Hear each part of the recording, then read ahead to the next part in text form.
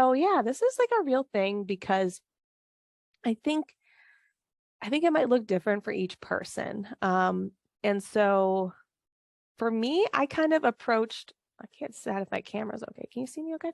I kind of approached the PhD like a job.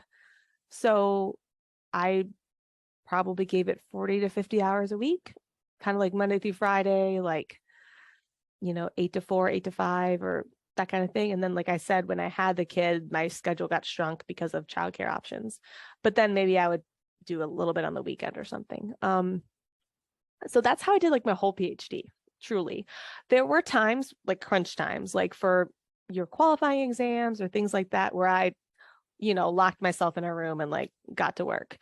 But that was not the whole time. That was like, let's say a month, and then maybe a month towards my defense, or like if I had to write a paper or something, but it was not the full 4 years. So I just basically did like a normal work schedule.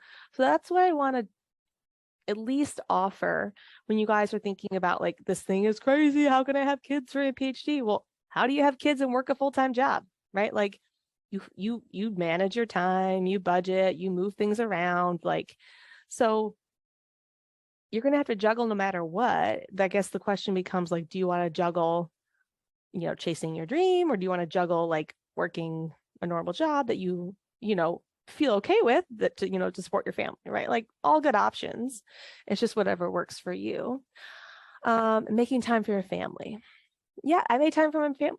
Basically, if I had been working full time, actually, I saw more of my kid. I saw more of my firstborn because of that shortened schedule, like being off at 3, and then I have either of my other 2 kids.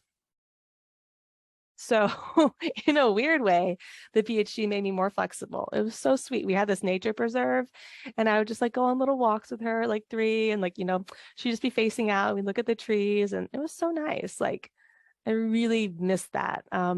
We're in more of like a suburban space here, so I don't have quite as much nature easily accessible. And it was just really, really sweet. Okay, but making time for your family, right? That's kind of up to you what that means. It's also like there's no perfect time. Like, it doesn't mean that you have to give them 5 hours a day or 8 hours a day. Like, it can change week to week, or on the weekend you give them more, on the week you give them less. Like, I don't think you need to have a strict schedule for yourself unless that makes you feel good, unless you like knowing exactly when this is happening and when that's happening. Then, it's up to you to kind of decide what enough looks like. And I don't think anybody could tell you that. Okay. Someone was asking, when I was a student and had my first baby, what did maternity leave look like? What month was your baby born? Okay, I think I answered those questions. Yeah, about maternity leave being kind of like an option of taking the standard like 6, 8 weeks paid, or taking like a semester or 2 off, unpaid. And then my baby was born in end of July, so end of summer.